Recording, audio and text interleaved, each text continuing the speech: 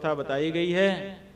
सबसे पहले उठे, उसके बाद फिर बताई गई विधि के अनुसार मलमूत्र का त्याग करे, बताए गए वृक्ष की दतुवन करे और जल संबंधी देवताओं को नमस्कार करके जल में उनका आवाहन करके स्नान करे। एक बात ध्यान रखने की है कि नहाने के बाद जो कपड़ा है एक कमर में और एक कंधे पर ऐसे 2 कपड़े होने चाहिए। नदी आदि में स्नान करे तो नदी आदि में कपड़ा न धोए बल्कि बाहर आकर के उसको निचोड़े। कहते हैं कि अपने नहाए हुए कपड़े को जब हम निचोड़ते हैं तो उस निचोड़े हुए पानी से हमारे पितरों की तृप्ति होती है। संशोध्य पीड़येद वस्त्रम पितॄणाम तृप्तये द्विजाः। जो द्विज हैं कपड़ा निचोड़ते हैं तो उस कपड़े के निचोड़ने से माने पितरों को ये अच्छा लगता है कि इसने हमारे वंशज ने तीर्थ में जाकर के स्नान तो किया, उससे हमारी तृप्ति हो। कपड़ा निचोड़ने से ये बात उनको पता चलती। इस तरह से कहते हैं कि स्नान प्रतिदिन करना चाहिए। मान लो कोई ऐसी समस्या आ गई कि आप स्नान नहीं कर सकते, अपवित्र वस्तु का किंचित स्पर्श हो गया,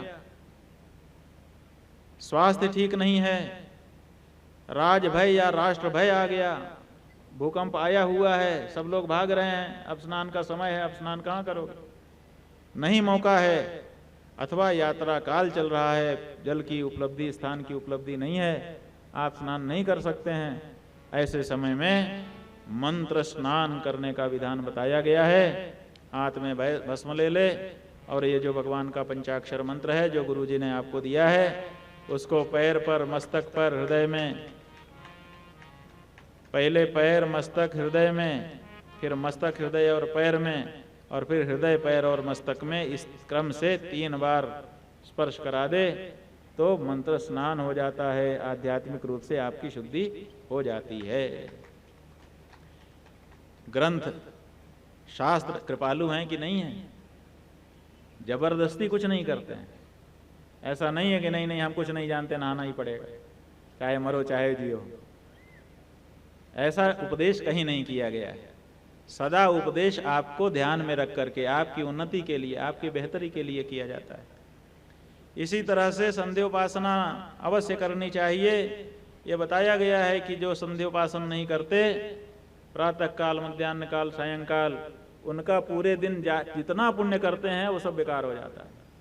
इसलिए वो तो करना ही चाहिए, थोड़ा ही करे लेकिन करे, कम से कम भगवान का नाम ही दो, 5 मिनट का समय बना ले कि हम एक जगह बैठ के भगवान का ध्यान कर लेंगे, कुछ तो करो। सायंकाल में सूर्यास्त से 2 घड़ी पहले संध्या निष्फल हो जाती है। क्यों? क्योंकि सही समय नहीं है।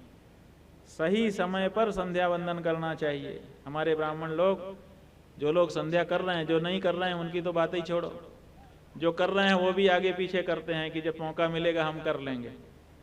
लेकिन शिव पुराण कहता है समय पर करो।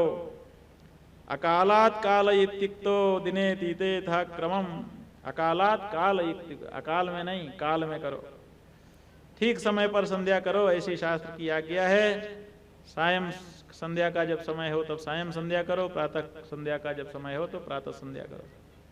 प्रातः काल की संध्या उत्तमा तारकोपेता, मध्यमा लुप्त तारका, अधमा भास्करोपेता, प्रातः संध्या तदा स्मृता। जब तारा दिख रहे हों उसी समय प्रातः काल की संध्या उत्तम। जब तारा छिप गए, सूर्योदय नहीं हुआ, उस समय मध्यम। और जब भगवान सूर्य उदित हो गए उस समय कोई पंचपात्र लेके बैठे तो उसकी संध्या अधम कही जाएगी। इसी तरह से सायंकाल भगवान सूर्यास्त की ओर जा रहे हैं, अस्ताचल की ओर, उस समय संध्या करने के लिए जब ललाई आ गई, उस समय जो संध्या का पात्र लेकर के बैठे गए उसकी संध्या उत्तम। उत्तमा भास्करोपेता, मध्यमा लुप्त भास्करा, भगवान सूर्य अस्त हो गए, अब उनका पिंड दिखाई नहीं दे रहा है, उस समय जो करे वो मध्यम, और तारागण उदित हो जाए तब जो करे वो अधम। तो इस बात का ध्यान रखते हुए उत्तम संध्या जो व्यक्ति करता है वो दिन में जो कर्म करता है कई गुना होकर के उसको मिलता है, और जो संध्या नहीं करता वो कितना ही अच्छा कर्म करे कहीं न कहीं से फल का विरह उससे हो जाता है। इस तरह से बताया गया है कि जो व्यक्ति संध्या का अधिकारी है उसको संध्या करनी चाहिए। एक दिन अगर छूट जाए तो उस बीते हुए संध्या काल के लिए 100 गायत्री मंत्र का जप अलग से करें। अगर 10 दिन बीत गया तो 1,00,000 गायत्री का जप करे। 1 मास तक अगर नित्य कर्म छूट जाए तब तो फिर पुनः संस्कार की आवश्यकता होती है, क्योंकि तब ब्राह्मण शूद्र ही हो जाता है, शूद्र संज्ञा हो जाती है। शूद्रवद बहिष्कार्यः सर्वस्माद् द्विज कर्मणः